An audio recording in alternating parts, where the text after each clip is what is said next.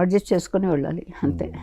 అంటే అడ్జస్ట్ చేసుకుని వెళ్ళటం పలకరింపుల వరకంటే ఓకే, కానీ ఒక వెలుగు వెలిగి ఒక విధంగా చెప్పాలంటే నాకు తెలిసి బిజియెస్ట్ మాస్టర్ మీరు.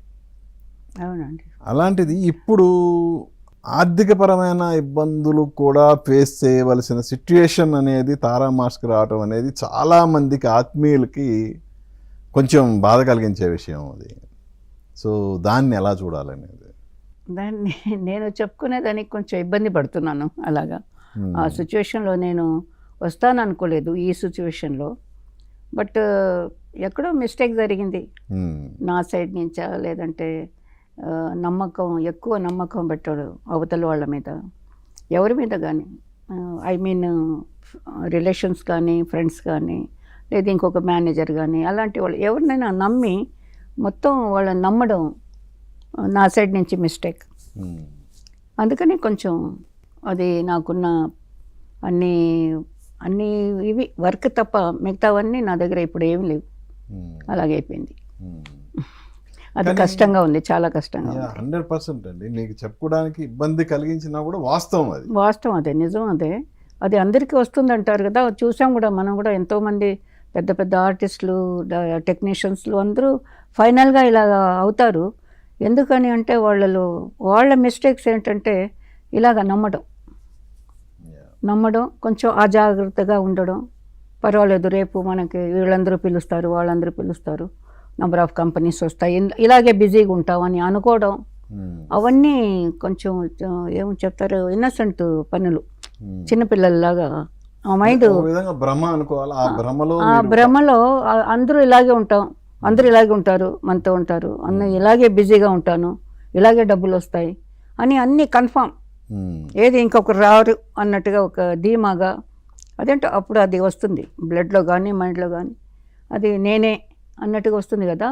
అది స్వార్థం ఏమంటారు దాన్ని, నేనే ఇంకెవరు లేరు అన్నట్టుగా. అది అహంకారం, అహంభావం, అది వేరు.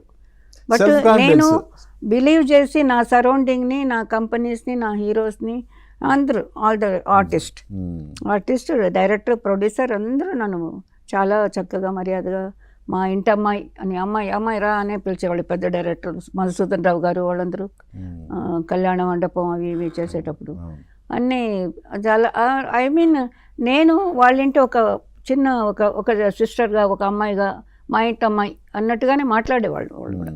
సో నేను మొత్తం, నాకు కూడా చిన్న వయసులో డ్యాన్స్ మాస్టర్ అయినాను కదా, 22, 23 డ్యాన్స్ డైరెక్టర్ అయినప్పుడు. సో నాకు వేరే విధంగా టాలీ చేయడం తెలియలే. ఏ విషయమైనా, కొన్ని విషయాలు, నా లైఫ్ విషయాలు కూడా, ఇది మంచి, ఇది చెడు, ఇది చేయకూడదు అనేది కాకుండా నమ్మాను. ఆ నమ్మకం మరీ ఎక్కువ పెట్టడం తప్పు అవుతుందండి. అలాగే మనమే ఉంటాం అనుకోవడం కూడా ఒక విధంగా జాగ్రత్త ఉండదు కదా. నేనే ఉంటాను, వచ్చే 10 సంవత్సరాలకు ఉంటాను, అప్పుడు చేసుకోవచ్చు లేదన్నా అని ఇప్పుడు ఉన్నది వదులుకుంటే ప్రాపర్టీ కానీ ఏదే కానీ మళ్ళీ సంపాదించడం కష్టం అవుతుంది కదా. అలాగైంది అది. అంటే టాప్ స్టార్స్ నుంచి అప్కమింగ్ స్టార్స్ వరకు అందరితో డ్యాన్స్ చేయించారు మీరు. అవునండి. కానీ ఇప్పుడు మీరు ఒక విధంగా ఆర్థికంగా ఇబ్బంది పడుతూ ఒక విధంగా దీన్ని అడుగులు తడబడుతున్నాయి మీ. సో అంటే కంపారిజన్, ఒక డ్యాన్స్ మాస్టర్గా ఈ స్టేజ్ని ఎలా కంపేర్ చేస్తారు మీరు? చాలా కష్టం అండి, చాలా కష్టం.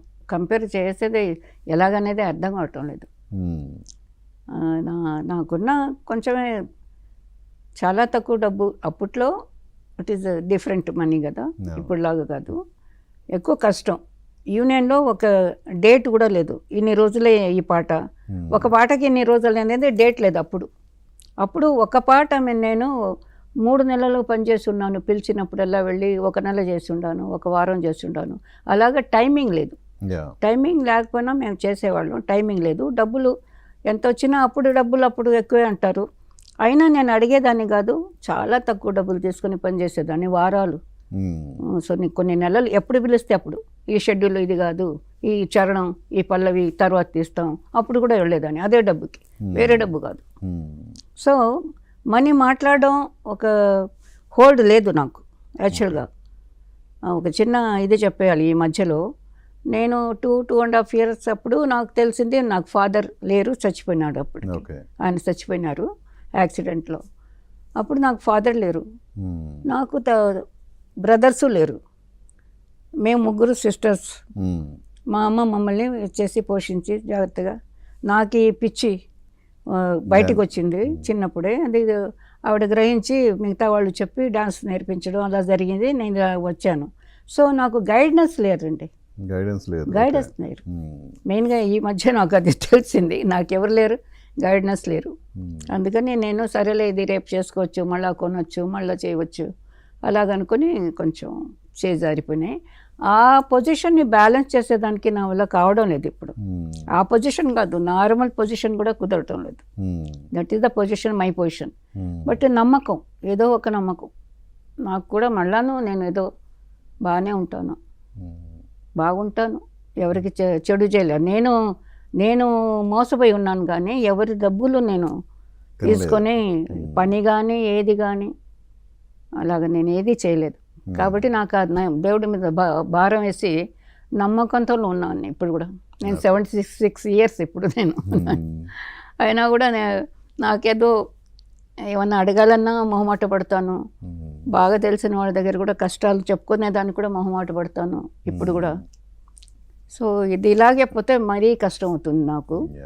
సో అది లైఫ్ అది ఇప్పుడు.